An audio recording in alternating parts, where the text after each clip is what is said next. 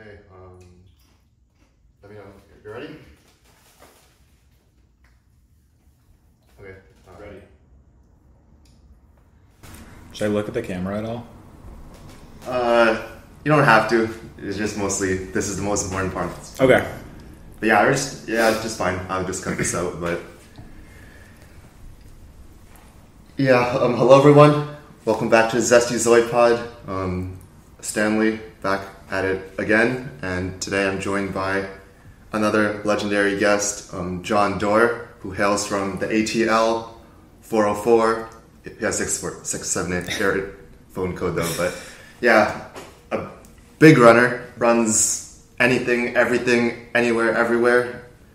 And yeah, has been a big influence to my running life, especially in the trails. Yeah, welcome to the podcast. Thanks for joining. Thank you for having me. How did you know the 404 number? Because rap songs, I guess. There are a lot of Atlanta rappers, you know, a lot of rap, I don't know, Young Thug, etc. 21 Savage. Nice. Yeah. So yeah, I guess I'll just cut things to the chase. You just ran a marathon today and decided to be on the podcast. So first of all, thank you once again. Thank you for having me. Yeah. Excited. Yeah, so that marathon was not a road marathon, but I guess it counts towards road qualifications. But it was a trail marathon, like 1 hour drive from Seattle in Snoqualmie Pass. So yeah, so take me through the whole progress. Like, what made you want to sign up? How did you prepare? And just, I guess, what happened during the race? Good smoothie. Yeah, I guess I can talk about the marathon experience. Mm-hmm. So I started marathoning about a year ago, actually. Yeah, for the Seattle 2023 marathon. That was my first one. Mm-hmm. Did the training program through Fleet Feet, which was great. Shout out to the training program, Coach Gabriel, and all of the runners. Inspiring. And I had fun running it. It felt really good. Like, I had a great performance at that point for me. It was still a great performance. I was just like impressed with how it felt. I thought it was going to be harder on me, but it felt good. I enjoyed it. So did it again. Ran the North Olympic Discovery Marathon.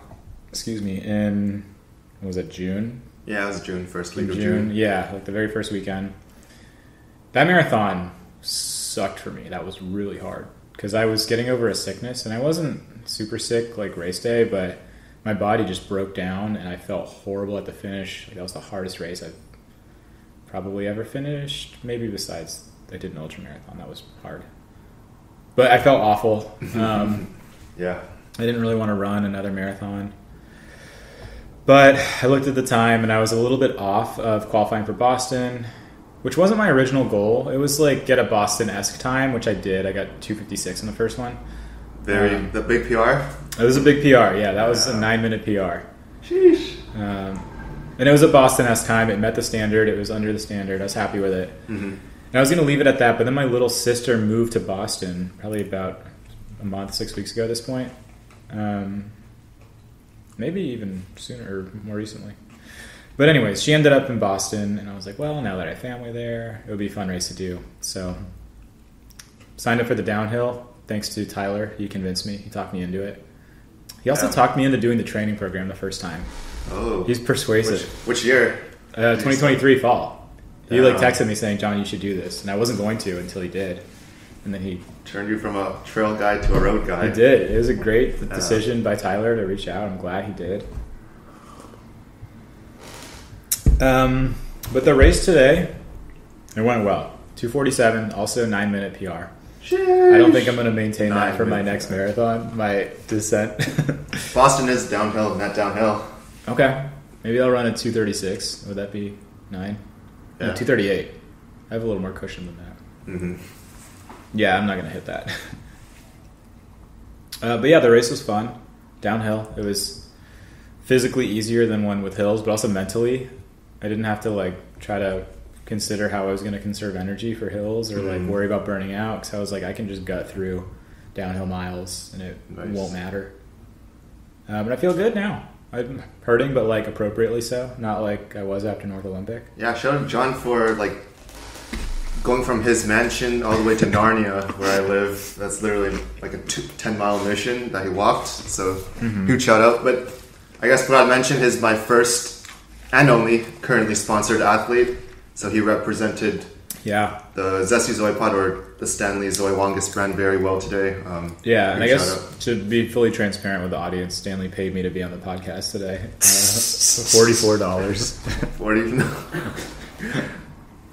Yeah, we might we'll cut that out. But so how did you said your pacing plan was kind of just to run it out? Like, did you know you were like going to positive split, negative split, or just run by feel and not really care that much? That's a good question. I had a loose pace goal in mind, which was like 6:30-ish. I don't know what that would have translated to. Around 250. 250? Okay. I would have been happy with that. So I ran the first 13-ish miles with Tyler at like 6:25s to 6:30s. Tyler was a super steady pacer. I basically just hung onto his hip from like mile 1 through 13. And that's what I did in the backyard ultra. He's like rock solid, like nailing the pace to a T. It was so easy. It took a lot of mental burden off of pacing. You got metronome transplant at the age of 2 probably, but yeah. So big shout out to Tyler for doing that. But then he dropped off to go. He had to use the bathroom. I think he had some gastrointestinal issues today. Unfortunate. So at mile, like literally the halfway point of the race, he stopped to go to the bathroom. I kept going. And then I picked up the pace a little bit. I probably went 6:20 to 6:25 until mile 17-ish. And then from there I did about like 6:15 to 6:20, from 17 to like 22. And then 22 onwards I was probably around 6:05 to 6:10. Damn. I was just feeling good, and I was like, I'm going to give it all I got. And by that point in the race, I'm mentally like, I can suffer pretty badly for like, it'll be like 28 minutes. Nice. That was good. How was the crowd support? It was sparse throughout the race, but when you got to the end, when you saw people, it was nice. A lot of people, multiple people were dressed as inflatable unicorns. Oh yeah, because to represent Boston, because that's the Boston mascot's okay, unicorn, I didn't catch that. Motivate you to get a Boston tie. I just thought it was silly. Yeah, it's cute. yeah, kind of is as well, but yeah. It was interesting though because it's a public use trail and they can't close it down. So there were mountain bikers, there were hikers, there were rock climbers. You kind of had to dodge them. It wasn't tough to dodge them, but it was something to keep in mind. Yeah. It was a fun race. It was nice to have like an easy marathon. I feel like marathons are such a big deal. So just to have one that was like not super stressful, hard on the body. It wasn't hard on the body? I mean, it was like, it was still a marathon, but I don't know. It wasn't like beat me to death hard. Like the Seattle Marathon can be that way because of the hills. I don't know. It felt like a low-key marathon, I guess, if that makes sense. Yeah. So I guess you probably won't do this ever again? Maybe. Probably not, but I wouldn't like completely rule it out. If for some reason I wanted to PR again, I would actually train. I didn't really train for this one that well. I had done the summer speed school program. Shout out to Coach Gabriel. None of the listeners will ever get a chance to be coached by Coach Gabriel, probably. That's unfortunate. If they haven't already, at least. Yeah. Unless you go to, I don't remember the name of the school he's working at. I don't. Unless you run cross country for a school around Olympia. Yeah.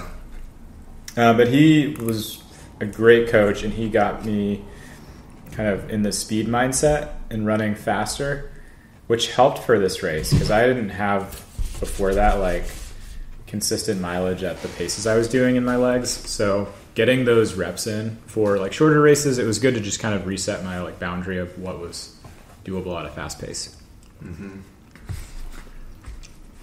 So yeah, you don't really upload all your activities on some fitness apps that people can see your full training. So what do you see are approximate like peak mileage? Like did you taper? Like did you cut all workouts after like the last few weeks? Peak mileage, I don't know because I don't track it, unfortunately. If I had to guess, I would say 45 to 50. Damn, but I really 47 on 50 miles a week. I really only have like a 3-week build, so I didn't get a chance to like truly peak. Mm-hmm. I didn't truly taper. I went hiking last weekend with my friend. We did like a 4-mile hike one day and then like a 17-mile hike the next day. But I didn't run much from that weekend to this weekend. I probably ran a total of 10 miles, maybe less. Mm-hmm. Very chill. Like very little pressure on the body. And I slept well enough. That's pretty good. Yeah. Goes to show a lot of talent and I guess a lot of foundation from doing all those training programs over the last basically year. I think that's what it was, just having like the big base from all the the programs. Mm-hmm. I'll shout out to you, Stanley, for making your special smoothie. Yes, Stanley Seattle special smoothies. It's on my YouTube, but yeah. In the YouTube, you note that berries are one of the top 10 natural items in the world. Mm-hmm. I'm curious what else makes your top 10. Yeah, and a video of that will be published in a couple of scheduled. As of September 8th, I did mention that chia seeds are, I think, top 5. Wow. Which are in the smoothies as well. Very nutrient dense. Especially the ones you just get a huge bag from Costco. So worth, so nice. Nice. Use them for like so many different things. Just to... water, definitely top 3. Water's a great answer. And the rest, I'll probably make a YouTube tier list or something. You should top 10, but it doesn't just have to be food. You could... Yeah, but I love food, so I'm kind of... What about, like... I saw Saturn recently. Saturn? That was mind-blowing. Because of the rings. Oh. I feel like that's... I don't know if it's top 10, but that's up there. Yeah. I feel like, for me, something that's in my top 10... 2 things. You hear me talk about this. You've heard it a lot today, but nightmares. Nightmares. Like when you go to sleep, you have a horrific dream. Damn. I think it's crazy that it happens at all. And then beyond that, twins. Identical twins, specifically. Have you ever seen the documentary on Netflix? It's like a docu-series called The Game Changers. Yeah, it's the vegan one. It is the vegan one. And the veganism, that's separate. But the twin aspect, like, I was cracking up at it. There would be twins, and they would be like, what was it like growing up with a twin? And one twin would be like, yeah, when I would just get, like, frustrated or something, and I wanted time for myself, I would be like, oh, I'm getting out of here. I need to go for a walk. I need to be alone. Come on, twin. Like, they just view each other as the same person. Mm-hmm. I guess that's a good segue into nutrition, given that you're a definite vegan. How long have you been vegan for, I guess? I've been vegan for 5 years. My vegan anniversary was August 1st, and I forgot to celebrate. August 1st, 2019? Yeah, 2019. Damn. Yeah. I guess, all your fuel for basically your marathon running journey was all plant-based. Mm-hmm.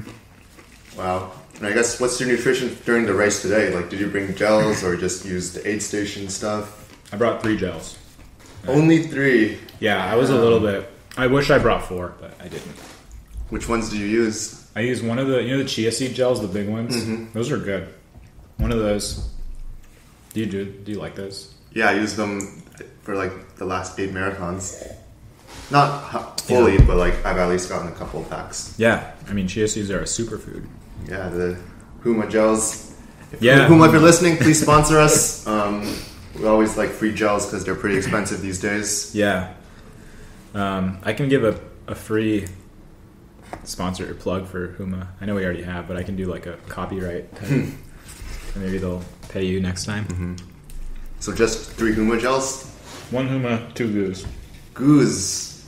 Is it not gross or... It's a basic choice. I know Tyler loves goos. And no, they were... I had a orange creamsicle goo, mm-hmm. and it was really gross. Yeah. I even told Tyler, I was like, Tyler, this gel is disgusting. But it had caffeine in it, and I needed the calories, so I just sucked it down. Yeah. But I didn't... I wish I had 4, because I had my first goo at mile 7, And then by mile 11, I could tell I was like starting to get hungry, but I was like, okay, my original plan was to go 7, 14, 21 for my gels. But I bargained in like mile 13. I had my next one. And then that shifted the timeline back. And then mile 19, I had the Huma gel. And I would like almost bonk right before. I could like tell I was starting to fade. And then I would have the gel and I would be back. Damn. But I was like, I'd rather like get it a little bonk here than at the end. Yeah. And then I figure if I get hungry at the end, I'm not going to like fail with a mile to go. You know, I'm not going to like collapse or like run out of energy then. The race will carry me through at that point. Yeah. So I was like, I feel okay pushing things up a little bit mid-race. And I'll just figure it out at the end. And I did, and it worked. So I was happy. That's nice. Yeah, that's nice being built like you. I mentioned this in the Tyler episode. I need at least 5 gels. My metabolism is high. There's way too much excess weight on my body that needs the calories. So I listened to that podcast. You guys had a lot of good running advice, but I was like, oh my gosh, I need more gels. And then I just forgot to get them. I had a forgetful day. I forgot my headlamp today. That was unfortunate. Yeah, but so at the aid stations, do you like just take the water or Gatorade, electrolytes? I did a lot of electrolytes and like probably half and half water electrolytes. And I did not take the food because they were all honey stingers. Oh. And I don't eat honey. Oh, yeah. And I don't know if those are all made with honey or if that's just a name or what. But I was like, I'm not going to. Yeah, I just can't risk the plant-based lifestyle. The vegan police show up and they take away your vegan card. Yeah.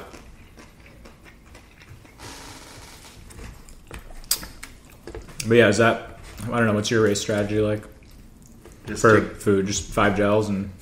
Yeah, 5 gels, a couple caffeinated ones. Yeah, maybe even more. Like, I just get like a pack of Cliff Blocks or maybe a 6 gel. Yeah, I don't know. I think I've just been my body's been adapted to just take water and electrolytes at every aid station. Yeah. Yeah, just... Keep the fuel.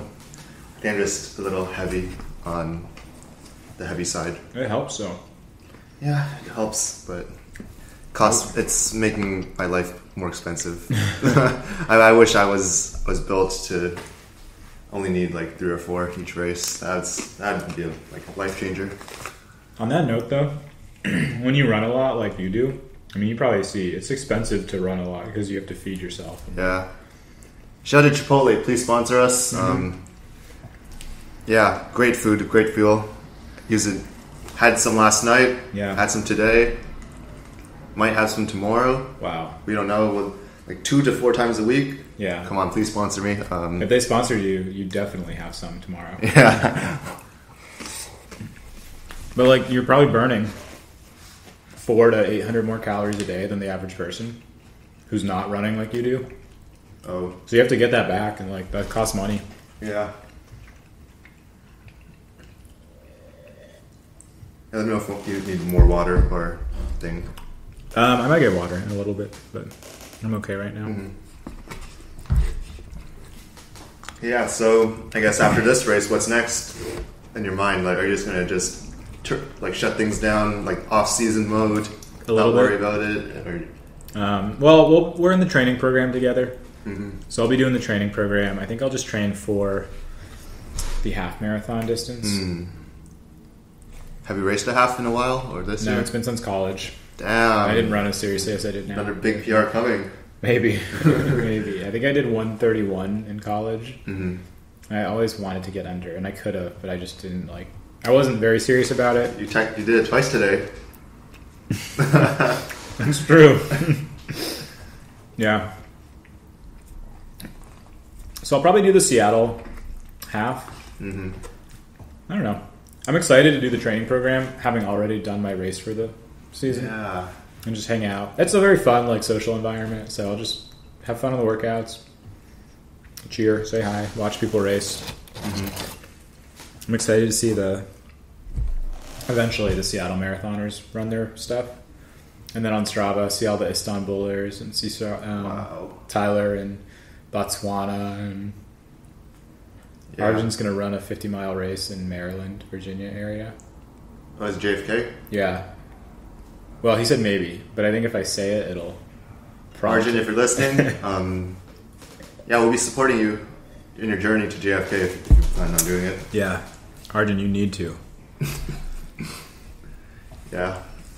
So I guess no ultras. I guess 2024 is for you is the road era of running. Yeah. Damn. I wanted to do an ultra this year and I didn't. But I got a handful of like nice big outdoor days in, like on trail, that I was happy with. Nice. Which is good for me. Basically almost an ultra. Well, ultra without the distance. In some ways, like I did a 21-mile run on trail that had like, I don't remember what it was, like 7,000 to 9,000 feet of gain, just like comparable to what you'll find in some 50Ks. Mm-hmm. So it didn't hit the distance, but I wasn't like trying to hit the distance. Mm-hmm. It was just nice to spend 10 hours like outside running. Maybe next year you switch to trail?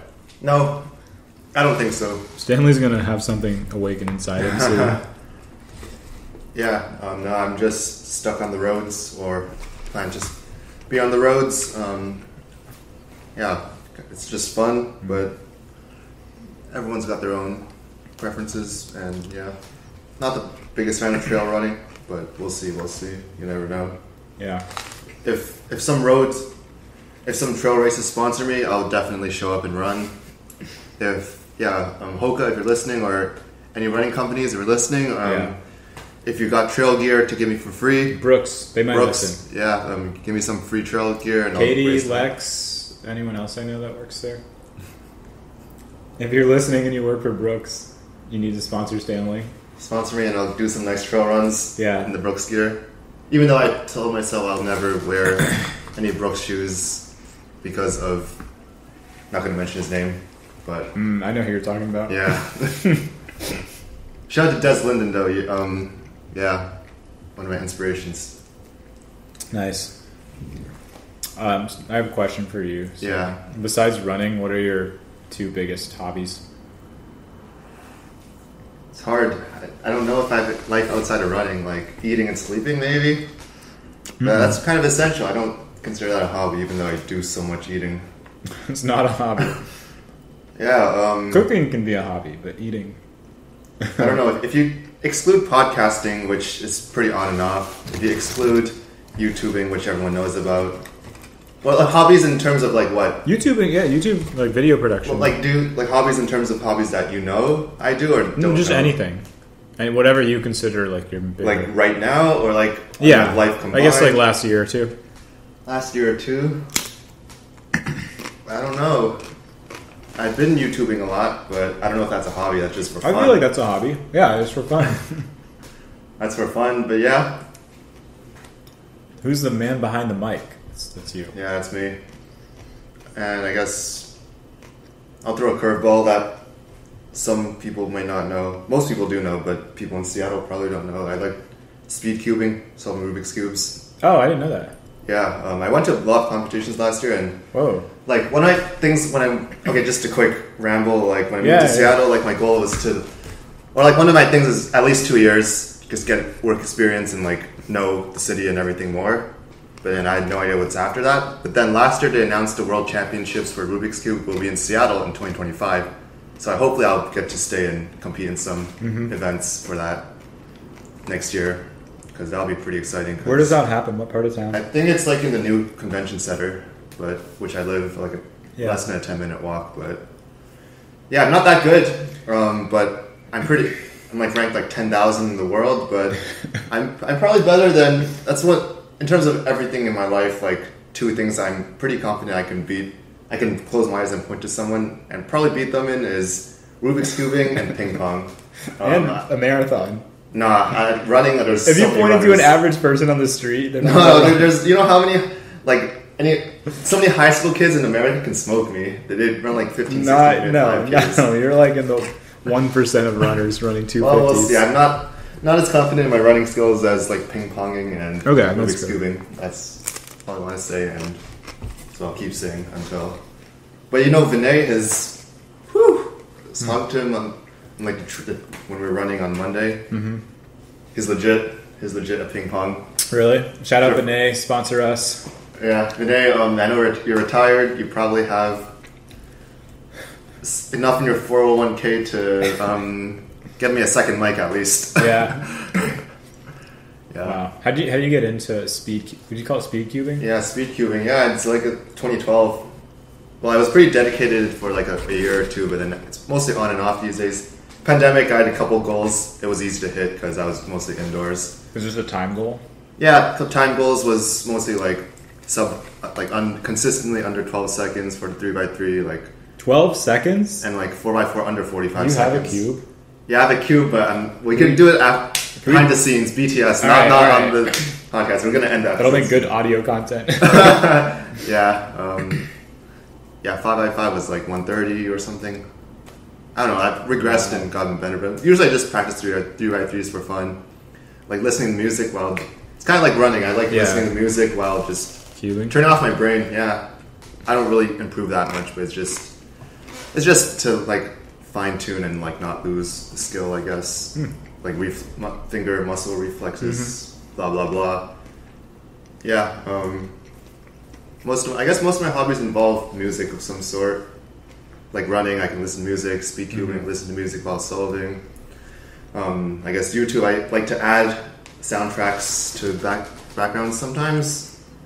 Yeah. Shout out Taylor Swift once again. Biggest music goat. Please sponsor me. Give me tickets to your concert. Yeah. Yeah. I want to go at least 10 more times in my life. Yeah. Wow. Yeah, I guess what are your top two hobbies? Top two, besides running? Besides running. And hiking. And backpacking. And camping. That's just ruling out other hobbies. Okay, besides anything on the feet. What? Okay. Okay, no. Okay, that's kind of dumb. That's so dumb. Wait, would you count skiing? Because skiing is one of my hobbies. Oh, yeah? That's. I feel like that doesn't. I know that's very different. Yeah. Okay. Yeah.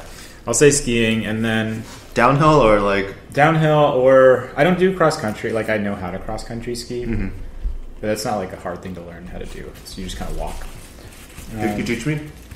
Well, I shouldn't say that because there's definitely like levels to how good you can be at it, and I'm not that good. But I think the learning curve for like cross country skiing is not as steep as for downhill, or I guess just downhill. Anyways, downhill skiing or like backcountry skiing, which is basically downhill skiing plus you hike uphill on the skis.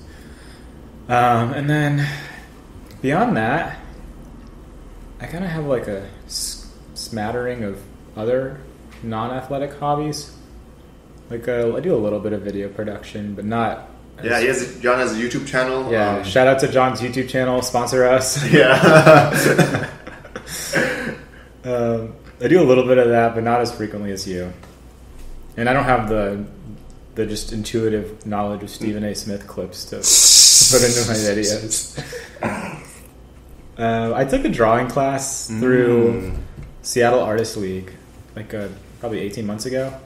I really enjoyed that. I have not stuck with it as much as I wanted to, but just like forcing myself to try a new hobby and like be intentional about committing 2 hours a week to just do nothing but draw. That was really nice. I definitely improved, which was good. I've never been much of an artist in that way. Nice. My older sister is an incredible printmaker. ElisaDore.com. You can visit her website. She will not sponsor us, unfortunately. But I don't know. She's in master's school for coding printmaking. All this to say, like, at least someone in my family is an extremely talented artist, and it's not me, and I always struggled with that. So it was good to like try to force myself to do something that I didn't think I was going to be good at. It was fun. I haven't stuck with it, but I developed some skills, which is nice. I'm trying to get into sewing right now. I just bought a sewing machine. I've got a couple like projects that I want to do. Eventually, I'd like to get to the point where I can repair or maybe make some of my gear that I use for outdoor activities. Nice. But also, I think it's just like would be fun and seems like a good way to, like you said, like turn off your brain, where you can just kind of. I like it off at least 18 hours a day. So Wow. fine. Is the 6 for work? 6. I try to turn it off during work too. Wow. As in, oh yeah, yeah. I'll cut this out because employers might be listening or Sure. Sponsor us, employers. But yeah, yeah. Ignore that. Yeah. Also, I'm gonna get some water. Okay. We could end off the podcast here. It's been 30 minutes. And Okay. Should we have closing words? Yeah. Closing words. Obviously, we'll edit it out, but yeah. Thank you, John, so much for being on the podcast on a very short notice. Yeah. After getting like 12th place at a marathon where a bunch of people go to because they want to get fast times, John smoked so many of them. Thank you. Shout out to Tyler and Arjun. Yeah. They crushed it too. Hashtag sickle mode. Hashtag Beast. Hashtag GI issues. Yeah. Yeah. Hashtag Arjun the gas giant. Yeah. So thanks, John. Thank you for having me. Yeah, coming to the studio on a short notice. Yeah. Yeah. Yeah, thank you. And I hope to see all of your listeners, meet them in person one day soon. Yeah. If you're listening, hopefully all of you will meet John Dore. Super nice guy. And hopefully he'll teach you the ways of the outdoors like our ancestors did. Wow. Yeah, thanks for listening and stay zesty.